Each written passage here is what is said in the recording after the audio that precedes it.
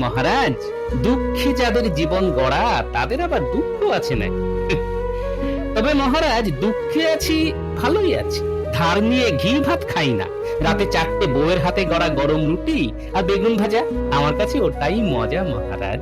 অসাধারণ বলেছ তো গোপাল। মন খারাপ করো না, আমি জানি এই তোমার দুঃখ কষ্ট সবই তুমি হেসে উড়িয়ে দাও। তা এই কথাটাও হেসে উড়িয়ে দাও।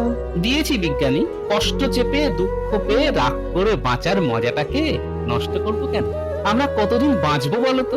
তর্কের খাতিরে ধরেই নিলাম 100 বছর পরমায়ু। তার মধ্যে ঘুমিয়ে কাটাই কতক্ষণ?